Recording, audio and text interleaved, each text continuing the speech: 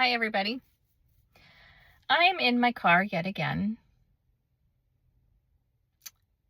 My kids have their Nerf guns, and they've been shooting each other. And I just need a break. So I'm in my car. I'm hiding in my car. I think they know I'm out here.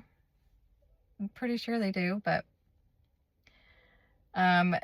wanted to talk to you guys today about feeling like you're good enough. You're good enough.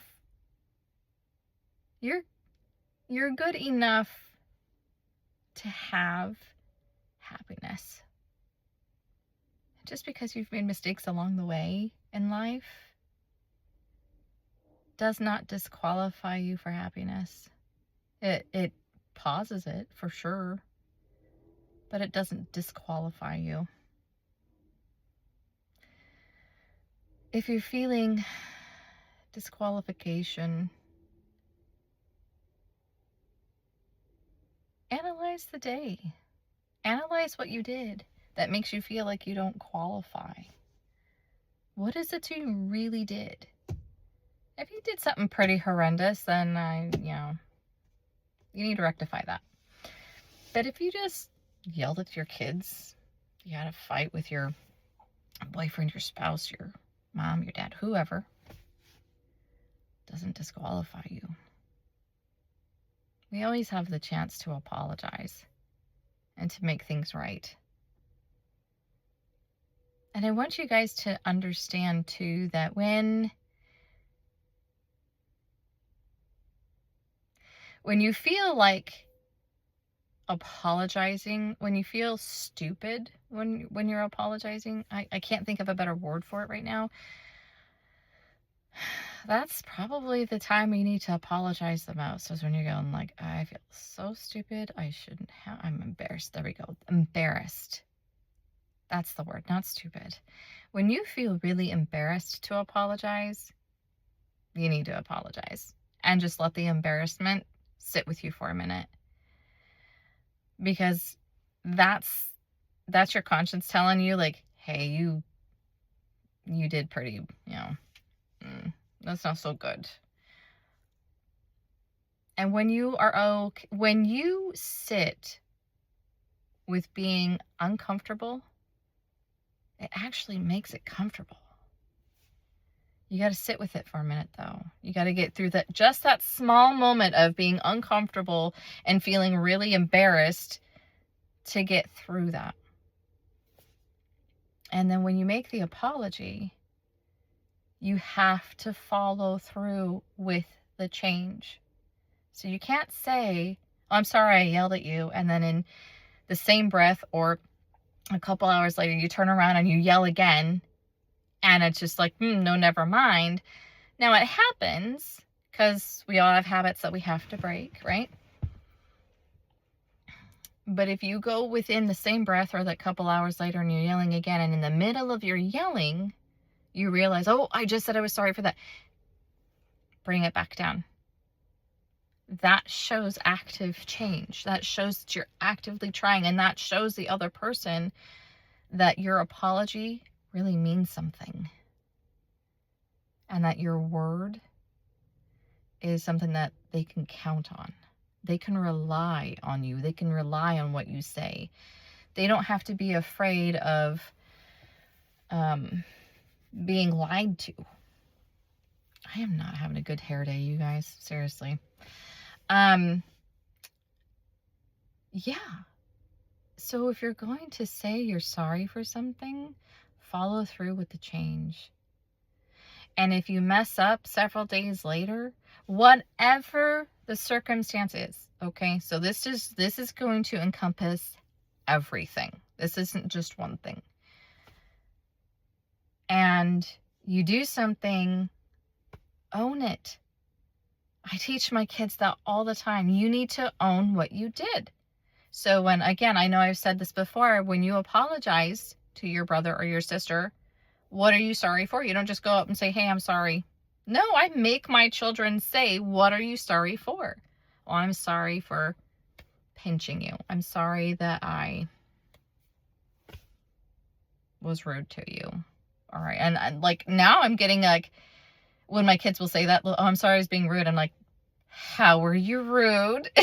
So I'm trying to like, broaden the spectrum here of how to apologize and make them own what they did. And I think it's really important to teach that and to teach it to yourself. And you know what? It is uncomfortable, you guys. It is so uncomfortable to apologize for something, especially when, you did something wrong and you're just like, I don't want to do it. Gotta do it. You gotta do it. And the more you're okay with being uncomfortable in that type of scenario, the easier it's going to be. The hard becomes easy.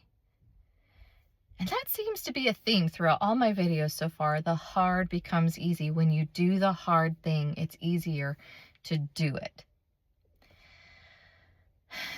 But make sure that you don't take that the wrong way, please, and go do something that's like really bad. So don't do that. I'm trying to express, do everything good. Be nice, be kind. The golden rule, do unto others as you'd have done unto you. But yeah, so that's what I do with my kids, is I really try to make them own what they've done. And the most recent thing too is I've talked to them a lot about lying. It is so easy to tell the smallest lie, especially when it doesn't affect anything. Okay, I'm just going to use swearing. I'm just going to use vulgarity as an example right now. When you swear, it doesn't really have too much of a profound impact. I mean, yeah, it effectively might hurt the other person's feelings, right? But swearing in general, it doesn't really, you don't have a consequence. You don't really have an immediate consequence for that. And it's something so small. It's something so tiny. But that's how it starts. It starts with that something so tiny. And then it just is like, okay, I'm going to do it again. I'm going to do it again. I'm going to do it again. And then I'm going to step it up a notch. And then I'm going to do that again and again and again and step it up a notch. And before you know it, you're lying about the small thing here. And then you have something ginormous over here. And now you're lying about this. And then you have to lie about the lie. And then you feel even more stupid. And you feel even more guilt. You feel even more shame. And then you remember why you don't like yourself. And then you start thinking about how much you hate yourself. I mean, it just goes into this whole thing, and you build up all this anxiety and this tension within yourself. And then you're a bomb waiting to go off. And then when you go off, it's totally you just spew all over people. And half the time you probably get done with spewing and you're like, why did I even do that? And then you feel even more embarrassed and more ashamed and more self-loathing and more self-this and more like, I mean, it just constantly builds. And it is totally unnecessary. We need to be comfortable with being uncomfortable. We need to understand that we are not going to be a perfect person. We're going to have our days where we suck rocks. We're going to have days where we're rocking it. And then we're going to have kind of days in between. And that's okay, as long as you're actively striving to be better than you were yesterday or better than you were 5 minutes ago. And then you have the action to back up the word. People need to know that they can rely on other people. And we have so many people that lie, and so many people that cheat and steal, and corruption and hate and anger. I mean, oh my gosh, there's so many people that just run on anger alone. And those, of course, anger is a surface feeling, so we really got to get down on what's beneath everything, right? So it goes back to self-loathing, not liking yourself, doing all these things and all the stuff, right?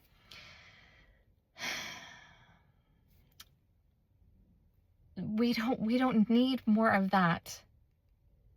So if you're a person who's just so angry, or you're impatient, or you're constantly frustrated, do some self-analyzing. I'm not a therapist by any means, but I've been through enough to know how to talk to people, to know how to talk to myself. Okay, so I know a lot of these things worked for me. They might not work for you. I hope they do, but take what you like and leave the rest, okay? Les Brown. But do some self-analyzing. And if you find that, I really don't like myself, why? Why don't you like yourself? And it can't be, you can't be nitpicky. Well, I don't like my hair. I don't like my makeup. I don't like how I, whatever. Really, why don't you like you? What is there to not like? What is there to not like? So what? You were a jerk? You can change it. You don't like the way that you look physically? You can change it. You don't like how you spoke to your mom? You can change it. Like, why don't you like you? Those are all things that can be changed. They take time and they take effort, but they can be changed.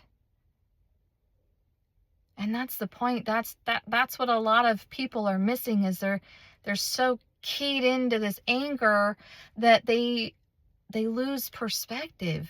They lose the insight for themselves, and they're going about trying to do what they think is right in a totally wrong fashion. And it festers and it builds, and it's not good. And you're good enough.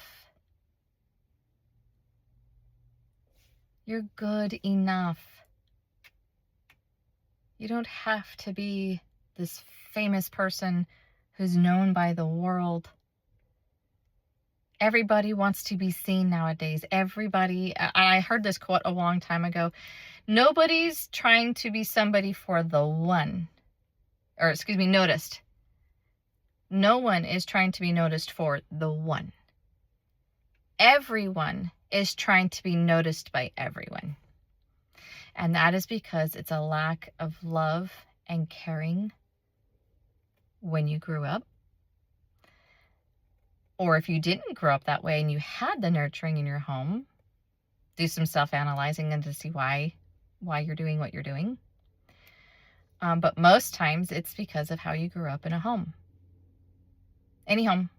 Foster, adoptive, parents, grandparents, aunts, uncles, cousins, brothers, godparents. I mean, like, you name it, in a home.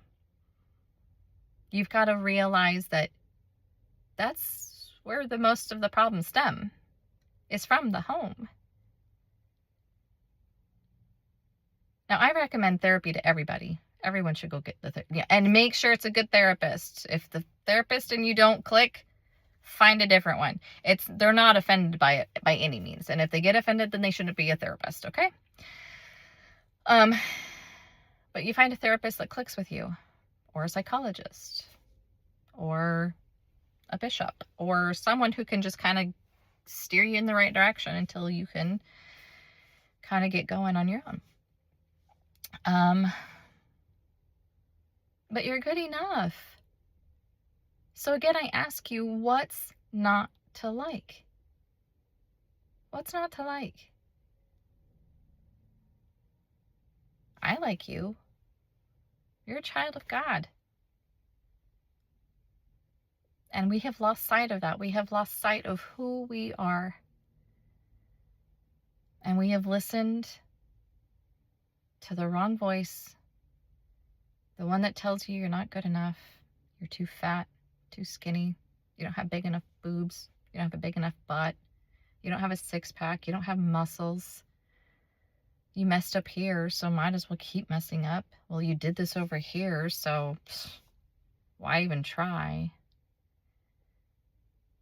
But then you have those who just kind of skate through life, right? And you're like, how the heck did you get through with like being unscathed? And I watched this video a while ago, and you had the devil and a woman who had Alzheimer's or dementia. But he sat there and he was telling her, he's like, my life is perfect. I've got all these fans. I've got all these things. I haven't had a problem. And look at you. You've been nothing but a good person. And now you have all these problems. You did nothing wrong. You've done nothing to anybody. And the woman kind of like came to, and she looks right at the devil and she says, sometimes the devil lets you skate by in life so you don't turn to God. It's like a jail cell. It's all warm and cozy. Nice bed. The door's wide open. You could leave at any time. But then the door slams shut and it's too late.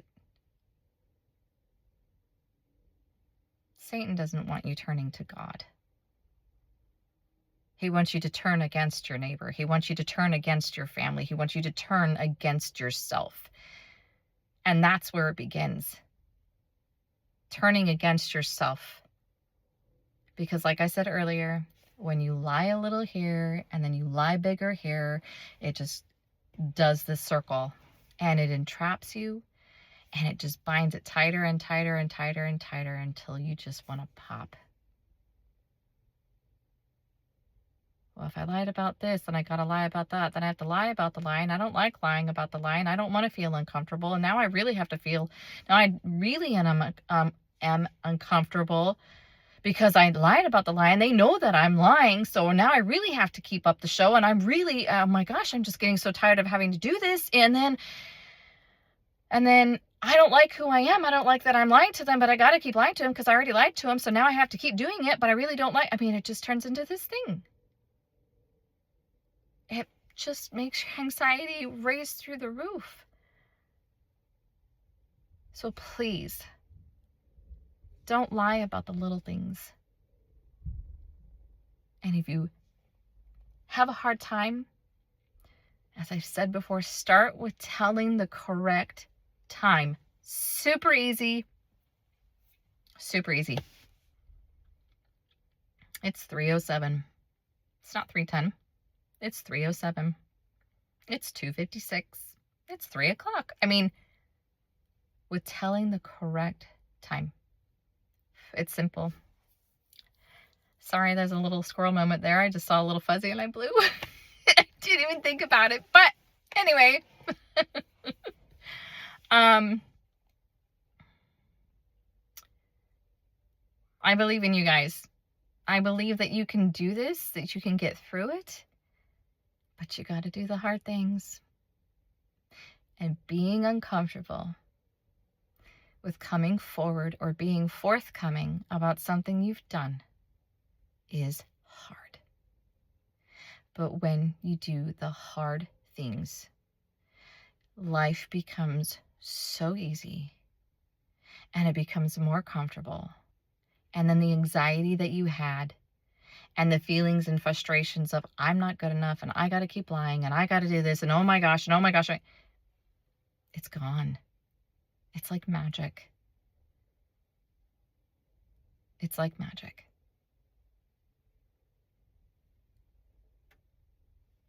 I've done it, you guys. I've been there. And that's why I know what to do, because I've been there. Wasn't always a truth teller, but started with telling the time. And that idea just popped into my head. That wasn't me. That was inspired. Just telling the time. And then it snowballed from there. Trust me, I still get uncomfortable too. I still go like, oh, I gotta go, dude. I gotta say I'm sorry. Nobody wants to do that. So, If you find yourself in that position, just take a deep breath, own what you did, and make amends. But when you say you're sorry, the action has to follow. Has to.